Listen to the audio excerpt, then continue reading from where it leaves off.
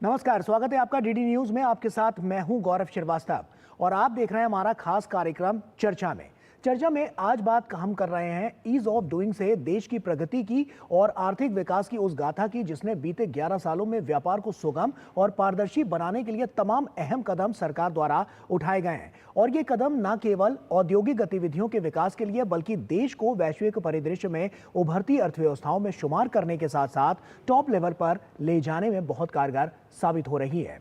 तो आज के इस खास कार्यक्रम में हम आपको बताएंगे कि कैसे सरकार ने नीतिगत निर्णयों के तहत एक ऐसा पारदर्शी सिस्टम बनाया जिसने बिजनेस को इजी बनाने के साथ साथ प्रॉफिटेबल भी बनाया, जिससे प्रगति की एक नई कहानी इस क्षेत्र के जरिए लोगों तक पहुंची है और विकसित भारत के निर्माण में अहम भूमिका निभाती हुई नजर आई है। तो चलिए शुरुआत करते हैं अपने इस खास कार्यक्रम की।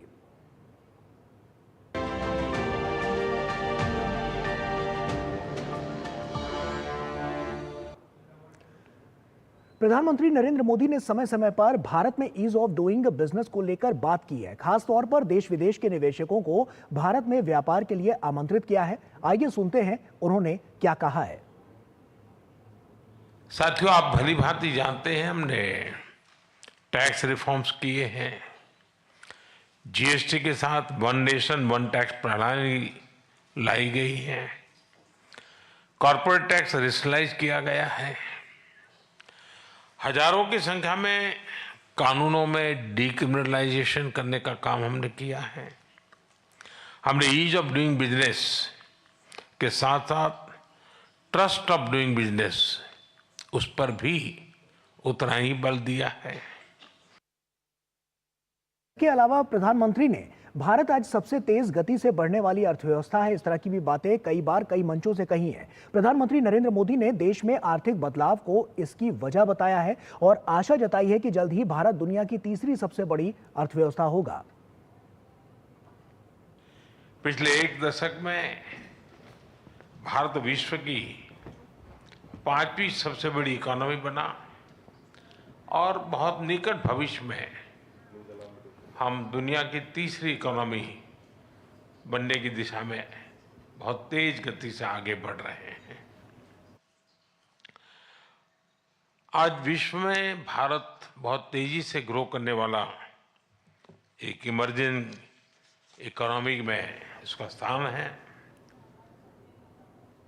तो सुना आपने कि प्रधानमंत्री नरेंद्र मोदी ने क्या कुछ कहा है। साफ तौर पर अगर हम देखें तो तमाम बड़े जो मार्गदर्शन रहे हैं वो हमने बीते एक दशक में देखने को मिले हैं और यही मार्गदर्शन जो रहा है प्रधानमंत्री नरेंद्र मोदी के नेतृत्व में, वही सरकार की जो तमाम प्रणालियां रही हैं, तमाम इसके अलावा जो योजनाएं रही हैं, उससे सीधा फायदा मिलता हुआ नजर आया है। व्यापार निवेश में किस तरह से जो पारदर्शी व्यवस्था बीते 11 सालों में बनाई गई, आइए एक आंकड़ों के जरिए उस पर नजर डालते हैं और आपको बताते हैं कि बीते 11 सालों में आखिर जो उपलब्धियां रही हैं वो क्या कुछ रही है सरकार की। तो देखिए, बीते एक दशक में दूरदर्शी नेतृत्व से बड़ा परिवर्तन साफ तौर पर देखने को मिला है और यह परिवर्तन तमाम अलग अलग पैरामीटर्स उसके नजर आए हैं। अनुपालन प्रक्रियाओं को सुव्यवस्थित होने से इसमें पारदर्शिता आई है और यह वही पारदर्शिता है जो हमने देखा कि बीते एक दशक से ज्यादा समय में देखने को मिली है।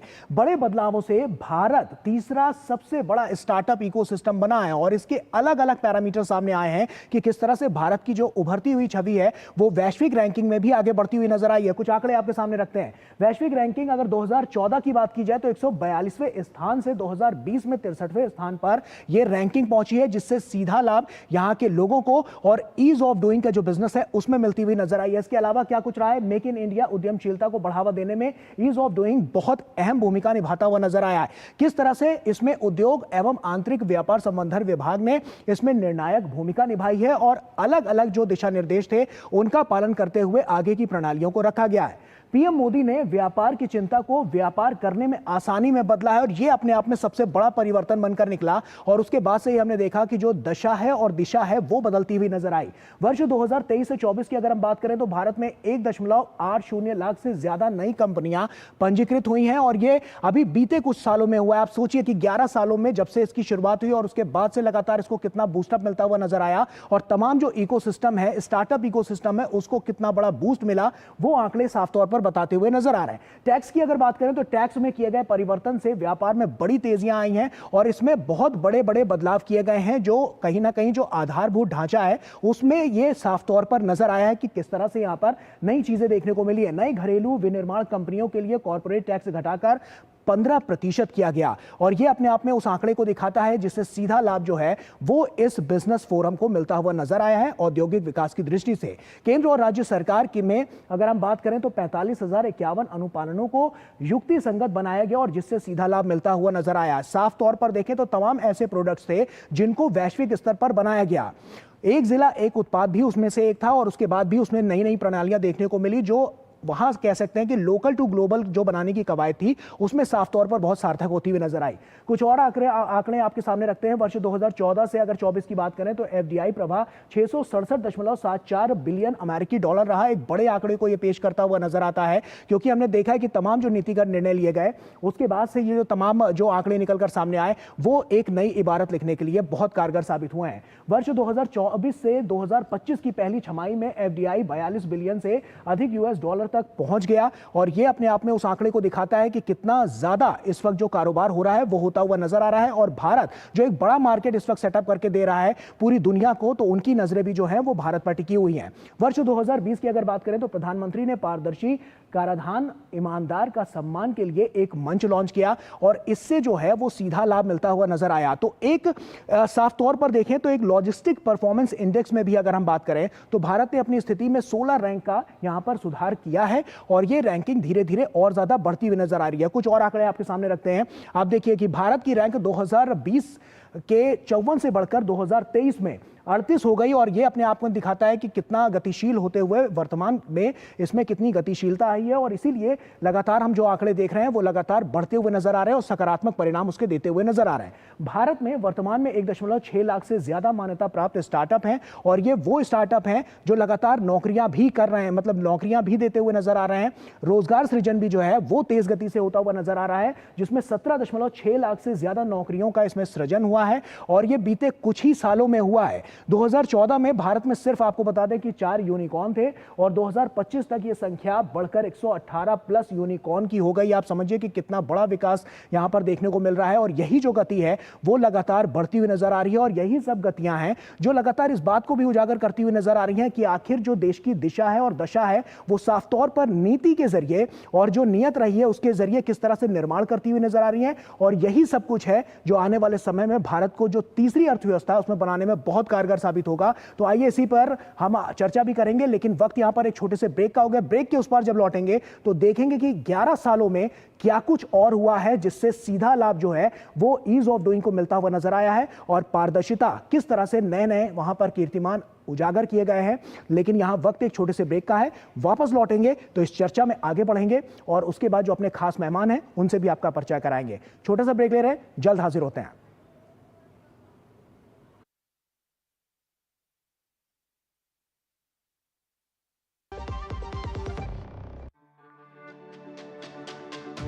मेरी पसंद, मेरी पसंद, मेरी पसंद, मेरी पसंद, हमारी पसंद। हम सबकी पसंद। मजबूत देश का मजबूत सरिया हो गया स्टील।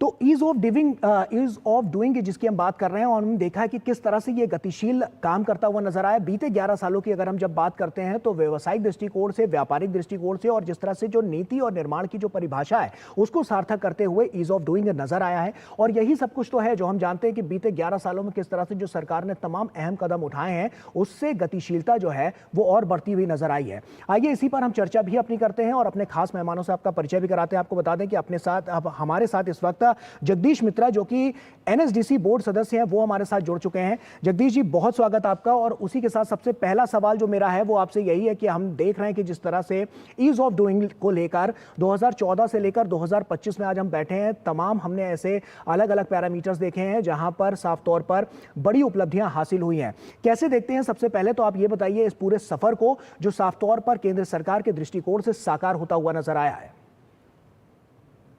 देखिए नमस्कार। पहले ये एक बहुत ही अहम चर्चा है और इस पे पूरे देश को जो हमने विकसित भारत का जो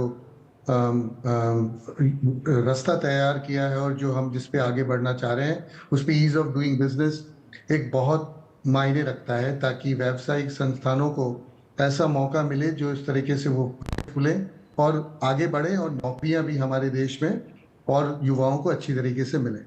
तो आपने जैसे इसके पहले कहा कि जो अगर आप यहाँ पे आप रैंक का देखें तो हमने करीब 11 साल में बहुत अच्छा रैंक दिखाया है। पहले हम 140 के आसपास, 190 देशों में 140 के आसपास का रैंक होता था और 2019 में ये 63 के आसपास का रैंक पहुंच चुका है।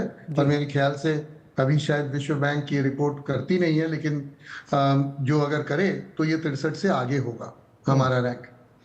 मेरे हिसाब से ये रैंक इसलिए अहम मायने रखता है क्योंकि एक तो ये इस चीज की सराहना करती है कि जो सरकार ने जो कदम उठाए हैं, रेगुलेटरी कंप्लायंसेस का, सिंगल विंडो का, स्टार्टअप्स का, जैसे आपने बात किया। मैं नास्कॉम में था और एक आईटी कंपनी में काम करता था, टेक महिंद्रा में, और अभी मैं एक स्टार्टअप कर रहा हूँ। तो मैं समझ सकता हूँ कि ये सबसे बड़ी उपलब्धि है, जिससे हम जानते हैं कि न कि यूनिकॉर्न्स बल्कि जितने सारे स्टार्टअप्स, 1.5 लाख से ऊपर स्टार्टअप्स जो हम बात कर रहे थे, वो बहुत सारी नौकरियों का प्रदान करते हैं और लोगों को मौका मिलता है। और न कि सिर्फ लोगों को मौका मिलता है, देश को मौका मिलता है कि वो कुछ नया करके पूरे विश्व में उसका विस्तार करे। बिल्कुल जगदीश जी, जैसे हमने देखा कि सरकार ने कुछ तो बिजनेस है जी जगदीश जी, जैसा हमने देखा कि तमाम सरकार ने जो योजनाएं बनाई उनसे तो फायदा मिलता हुआ नजर आया।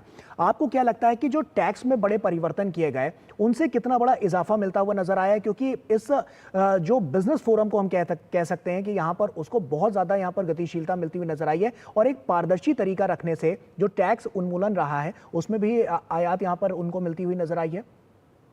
बिल्कुल बिल्कुल बहुत ही मिली है। कॉर्पोरेट टैक्स जिसकी शायद आप उल्लेख कर रहे हैं, उससे देश को काफी फायदा हुआ है, उद्योगों को फायदा हुआ है कि वो फिर उस पैसे को, जो पैसा बनता है मुनावजे से या जो बिजनेस पैसा कमाते हैं, उसको फिर इन्वेस्ट कर पाते हैं। इन्वेस्ट करेंगे तभी बिजनेस बढ़ेगी और उससे गति आएगी।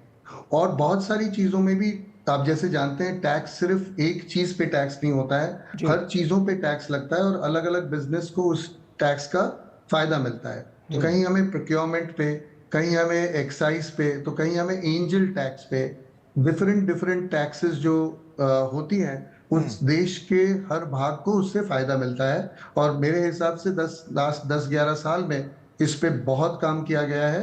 हाँ बिल्कुल, इससे और भी काम हो सकता है और मेरे हिसाब से 2-3-4 चीजों पे और बढ़ाई और काम करे सरकार और तो उद्योग को और बढ़ोतरी मिल सकती है। ऐसे में अभी जो हम देख रहे हैं कि एनएसडीसी की भूमिका भी इसमें बहुत महत्वपूर्ण रही है, किस तरह से आप इसको उजागर करेंगे कि एनएसडीसी की क्या भूमिका अभी तक इसमें देखने को मिली है और किस इससे जो सीधा फायदा है, जो छोटे उद्यम हैं उनको किस तरह से इससे फायदा मिलता हुआ नजर आया है? कि एनएसडीसी एक बहुत ही इम्पोर्टेंट पिलर जिसे कह सकते हैं, बहुत ही इम्पोर्टेंट स्तंभ है हमारे देश को आगे बढ़ाने का, विकसित भारत की ओर। इसलिए कि ये उस चीज पे फोकस करती है जिसको हम हुनर कहते हैं। और अगर हम हुनर पे फोकस करें तो जैसे आपने कहा, ईच डिस्ट्रिक्ट ईच प्रोडक्ट, उस टाइप की जो कार्यक्रम है वो तभी हो सकती है जब हम हुनर की बढ़ावा करें। तो एनएसडीसी हर क्षेत्र में इसको पॉलिसी और उसके साथ जो स्कीम्स हैं और उसके साथ जो प्रोग्राम्स हैं उसको इम्प्लीमेंट करती हैं काफी सारे इम्प्लीमेंटेशन एजेंसीज के साथ। और अगर आप देखें तो वो सिर्फ टेक्निक पे नहीं, टेक्नोलॉजी पे नहीं, बट मैन्युफैक्चरिंग पे, जो आप जानते हैं कि हमारे देश के लिए बहुत ही अनदर इम्पोर्टेंट पिलर है, बहुत ही इम्पोर्टेंट स्तंभ है जिससे देश को compete कर सके। आप जानते हैं चाइना मैन्युफैक्चरिंग के बेसिस पे कहाँ पे पहुंच चुकी है और हमें नए तरीके से मैन्युफैक्चरिंग को, हमारी टेक्नोलॉजी और मैन्युफैक्चरिंग को आगे बढ़ाना है। तो उसके लिए जो स्किलिंग होता है वो एनएसडीसी आगे बढ़ाती है। निश्चित तौर पर इसमें बहुत बड़ी भूमिका एनएसडीसी की रही है कि लोगों को स्किल कैसे किया जाए। हमने अभी कुछ आंकड़े भी दर्शकों के सामने रखे थे कि किस तरह से रोजगार सृजन जो है उसमें बहुत ज्यादा बढ़ोतरी नजर आई है। वहां पर एनएसडीसी द्वारा स्किल जो युवा है वो कैसे आगे बढ़ के आए और अभी जो अपनी भागीदारी है वो निभाते हुए नजर आ रहा है, थोड़ा इस पर भी हम चाहेंगे कि आप रोशनी डालें। बिल्कुल। जैसे हम जानते हैं कि हम 2-3 चीजों पे एनएसडीसी ने काम किया है बहुत अच्छी तरीके से। एक तो है ये प्रोग्राम को देश के कोने कोने पे ले गए हैं। जैसे नॉर्थ ईस्ट में मैं खुद जानता हूं कि मैं बच्चों से मिला हूं, जो युवाओं से मिला हूं जो मणिपुर, मेघालय वहां से आए हैं, और उनको शिक्षा दी जा रही है कि कैसे वो हेल्थ केयर या नर्सिंग प्रोग्राम पे काम करें और उससे नौकरियां बढ़े और उनके लिए आमदनी बढ़े और वो आसपास जॉब्स क्रिएट कर पा रहे हैं। वैसे ही साउथ में, केरल में, तमिलनाडु में या इवन हमारे सेंट्रल इंडिया में, मध्य प्रदेश के छोटे से छोटे जगहों पे या नॉर्थ में, कश्मीर में, जहां भी आप जाएं, ये जो एक प्रोग्राम है जो ऑल ओवर इंडिया गया है वो एक बहुत बड़ा काम किया है। सेकंड, एनएसडीसी ने प्राइवेट सेक्टर के साथ पार्टनरशिप किया है। और उस प्राइवेट सेक्टर के साथ हमने बहुत सारे लैब्स लगाए हैं एकेडमिक इंस्टीट्यूशंस के साथ पार्टनरशिप करके, जैसे आईआईटीज हुए, एनआईआईटीज हुए, और वो जो तकनीकी उद्योग हुए, पॉलिटेक्निक्स हुए, उनके साथ बढ़ के हमने लोगों को वो शिक्षा दिया कि ताकि वो हुनर बढ़ाएं और सीधा काम पे लग पाएं और खुद का कुछ काम शुरू करें। ये एक दूसरा काम था जो बहुत अच्छी तरीके से बढ़ा।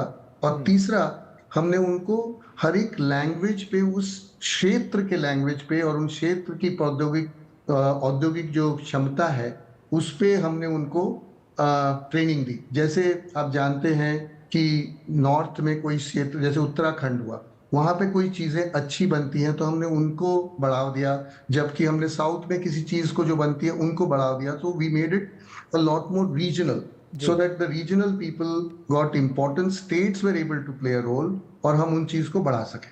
निश्चित तौर पर, और हमने देखा है कि इसीलिए तमाम ऐसे पैरामीटर्स जो रखे गए सरकार द्वारा वो यहाँ पर कहीं ना कहीं लोगों को सीधा लाभ तो पहुँचाते हुए नजर आए, और जिनका स्टार्टअप में अपना आगे का निवेश था उसमें भी कहीं ना कहीं जो इन्वेस्टर्स हैं उनमें बढ़कर वहाँ पर वो इन्वेस्ट करते हुए भी नजर आए हैं। जगदीश जी, जैसा कि हमने देखा है कि जो अभी स्टार्टअप इकोसिस्टम है वो लगातार और ज़्यादा आगे बढ़ता हुआ नजर आ रहा है। इन्वेस्टमेंट की दृष्टि से देखें तो आने वाले समय के लिए आपको क्या लगता है, किस तरह से जो आने वाला समय है वो बड़ा रोड मैप तैयार कर रहा है जिससे जो भारत है वो तीसरी अर्थव्यवस्था बन सके? देखिए, आपने सही कहा, स्टार्टअप्स का एक बहुत बड़ा उद्योग रहता है इस हमारे विकसित भारत की जर्नी पे। जो हम इस रास्ते पे निकले हैं उस पे उनका बहुत बड़ा उद्योग रहेगा, क्योंकि नौकरियां एज टेक्नोलॉजी कम्स इन आसान से नहीं बनेगी, हमको क्रिएट करना पड़ेगा, बिल्कुल उद्योग बनाने पड़ेंगे। और इसलिए जितना आप उद्योग बनाएं, जितना आप स्मॉल टू मीडियम इंडस्ट्रीज की बढ़ावना करें, उनको टेक्निक से आगे बढ़ाएं, तो वो ग्लोबली कॉम्पिटिटिव होंगे और उस देश को भी, हमारे देश को भी वो आगे बढ़ाएंगे। जैसे टेक्नोलॉजीज जो हम सुनते हैं, आर्टिफिशियल इंटेलिजेंस, आईओटी, क्वांटम, ये सारी टेक्निक। सो एक तो नीति आयोग के तौर पे सरकार ने एक फ्रंटियर टेक्नोलॉजी और देश का एक रोड मैप बनाया है कि अगले 10 साल में किस टाइप की टेक्नोलॉजीज पे हमें फोकस करना चाहिए, क्योंकि हम जानते हैं कि जबकि हमारे यहाँ पे कंज्यूमर रिलेटेड स्टार्टअप्स ने बहुत अच्छा किया है, बिल्कुल हमारे पास बहुत टेक्निक है और बहुत लोग काम कर रहे हैं जो डीप टेक जिसे हम कहते हैं, डीप टेक की स्टार्टअप्स पे काम करते हैं। वो डीप टेक की स्टार्टअप्स का इम्पोर्टेंस हमारे खुद के देश के लिए है, बाहर के लिए भी है। उसमें मैं समझता हूं कि देश और आगे बढ़े और देश के लिए जो एग्रीकल्चर हुआ, डिफेंस हुआ, जिस तरह से आपने इस बार देखा कि ड्रोन्स और इन चीजों का इस्तेमाल किया गया जब हमारे साथ वो वॉर हुआ पाकिस्तान के साथ, तो वो सारे जो डीप टेक वाली जो काम है, जिस तरीके से हम इसको बढ़ावा अगर दे सकें टैक्स की तौर पे, सरकार इसको यूज करें, एकेडमिक इंस्टीट्यूशंस को इसके साथ जोड़ें, और इन्वेस्टमेंट जो हमने फंड ऑफ फंड्स क्रिएट किया है उस फंड ऑफ फंड्स को एक रिलेटेड फंड ऑफ फंड्स अगर हम बनाएं तो मेरे ख्याल से इस एरिया के स्टार्टअप्स को और बढ़ोतरी मिलेगी। बिल्कुल। अभी आपको क्या लगता है जगदीश जी कि जिस तरह से हमने देखा है कि तमाम यहाँ पर कीर्तिमान तो रचे जा रहे हैं, लेकिन कुछ चैलेंजेस भी हैं, तो अभी आपको क्या लगता है कि कौन कौन से ऐसे सेक्टर्स हैं जिसमें अभी चैलेंजेस फेस कर रहे हैं और किस तरह से उनसे पार पाना है, उसके लिए किस तरह से नई जो रूपरेखा है वो तैयार की जा रही है? देखिए, अगर आप देखें, मैं सिर्फ इसको विकसित भारत की ओर से आगे देखूं जी। तो हमारे लिए 2-3 फंडामेंटल चैलेंजेस हैं देश में।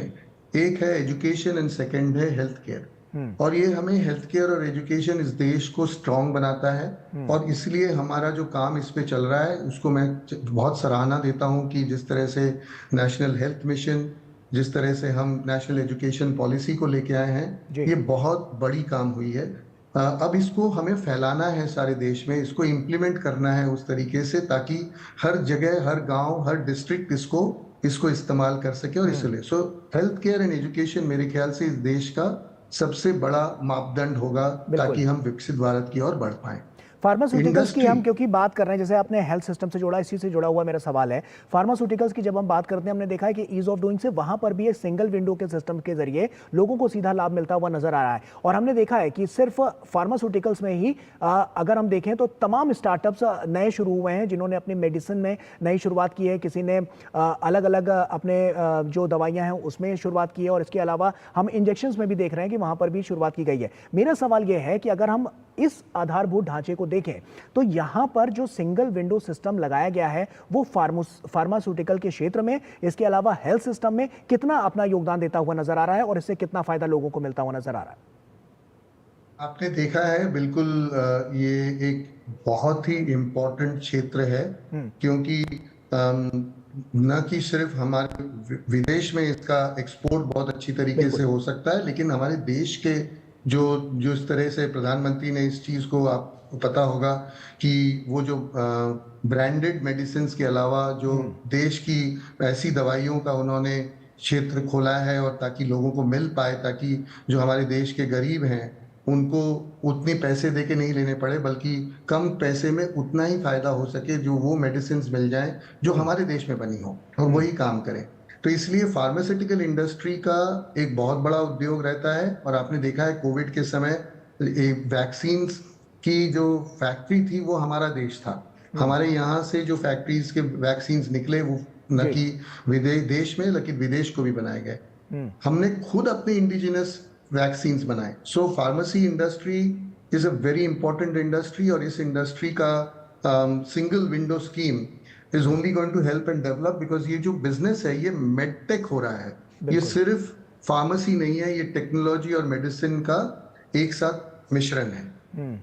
ये अलग अलग भी हम देख रहे हैं कि अलग अलग तरह से जो हम देख रहे हैं रेशियो बढ़ता हुआ नजर आ रहा है। रैंकिंग में भी भारत बहुत तेज गति से आगे बढ़ता हुआ नजर आ रहा है। मौजूदा हालात आपको क्या लगते हैं कि अगर हम कुछ एक मार्जिन सेट करके चलें, जैसे 2030 तक एक बड़े आंकड़े को पेश करने की जो बात थी वो भी संभावित नजर आ रही थी, आपको क्या लगता है कि अगले 5 साल में भारत कहां पर होगा?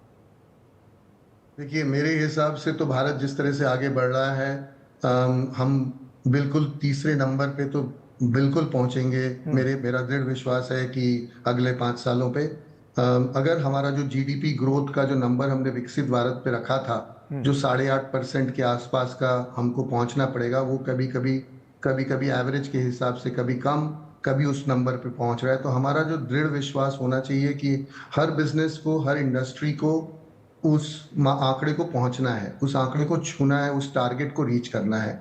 तब हम तीसरे नंबर पे पहुंचना हमारे लिए बहुत ही मुमकिन है और मैं समझता हूं कि हम बिल्कुल पहुंच पाएंगे। अभी कौन कौन से ऐसे कदम हैं जो उठाए जाने बाकी हैं और जिस पर अभी निरंतर काम करते हुए नजर आ रहे हैं? आगे के लिए क्या प्रणाली उसके लिए रखी गई है जिससे सीधा लाभ जो है वो ईज ऑफ डूइंग बिजनेस को मिलता हुआ नजर आए? देखिए, मैं तो ऐसे क्षेत्र से हूँ जहाँ पे टेक्नोलॉजी पे ज्यादा काम किया है हमने, आईटी टेक्नोलॉजी पे, तो मैं उस क्षेत्र पे ज्यादा बोलना चाहूंगा। मैं समझता हूँ कि अगेन जो उस बात पे हमने बात शुरू की थी, स्टार्टअप, उस स्टार्टअप क्षेत्र को अगर हम और थोड़ा सिंपल कर पाए, ताकि ये जो एंजल टैक्स वाली जो सरकार ने इस बार काम किया है उसके ऊपर और थोड़ा आगे पहल लें और इसको और सिंपल करें। फॉरेन इन्वेस्टमेंट इनटू स्टार्टअप्स को और थोड़ा सिंपल करें हम डीप टेक्स जिसके लिए हम बात कर रहे हैं, वो डीप टेक्नोलॉजी वाली कंपनीज को बढ़ोतरी देने के लिए उनके लिए एक अलग सा एक फंड बनाएं। मेरे हिसाब से ये अगर 2-3 चीजें हम ठीक से कर पाए तो और जल्दी कर पाए तो बहुत बढ़ोतरी होगी। और दूसरा जो मेरे हिसाब से जो सेक्टर है मैन्युफैक्चरिंग का, वो मैन्युफैक्चरिंग सेक्टर के साथ और ये टेक्नोलॉजी सेक्टर को जोड़ने के लिए सरकार अगर कोई सॉक्स मतलब कोई ease of doing business with technology ऐसी टाइप की प्राधिकरण रखे जी। तो मेरे हिसाब से मैन्युफैक्चरिंग की बहुत अच्छी तरीके से बढ़ोतरी हो सकती है। आप देख रहे जी। हैं कि आप अगर साउथ में चले जाएं या नॉर्थ में चले जाएं, जो नई नई कंपनीज या फैक्ट्रीज खुल रही हैं, सबको नया टेक्नोलॉजी यूज करना है। हम अगर वो टेक्नोलॉजी को देश में बनाने की पूरी सहायता करें इन स्टार्टअप्स को, तो मेरे हिसाब से हमें कोई नहीं रोक सकता और हमको लगता है कि ये बढ़ोतरी बहुत अच्छी तरीके से हो सकती है। निश्चित तौर पर, और इसी बात का अनुमान भी लगाया जा रहा है और उम्मीद भी जताई जा रही है कि आने वाले समय में इसमें और ज़्यादा जो मजबूती है वो आती हुई नजर आएगी। और इसीलिए जो चौमुखी विकास की जो बात है, जो इबारत लिखी जा रही है, वो सरकार द्वारा लिखी जा रही है। बहुत बहुत शुक्रिया आपका जगदीश जी हमसे जुड़ने के लिए और तमाम बातचीत हमसे यहाँ पर इस फोरम पर करने के लिए। बहुत बहुत शुक्रिया। Thank you. आप और इसी के साथ फिलहाल चर्चा में आज के लिए इतना ही, लेकिन ईज ऑफ डूइंग से हमने आपको बताया कि किस तरह से बीते 11 सालों में जो उम्मीद थी, जो सपने थे, उनको कैसे साकार किया जा रहा है। आने वाले समय में इसमें और भी गति देखने को मिलेगी और इसीलिए निरंतर प्रयास लगातार जारी है और सरकार प्रयासरत है, प्रतिबद्धता के साथ आगे बढ़ रही है। और इसीलिए जो मजबूत तस्वीर अब की बार पेश की जा रही है वो भारतीय अर्थव्यवस्था को एक नई गति देती हुई नजर आ रही है। इसी के साथ फिलहाल इतना ही। पूरी टीम को दीजिए इजाजत। आप बने रहिए डीडी न्यूज़ के साथ। नमस्कार।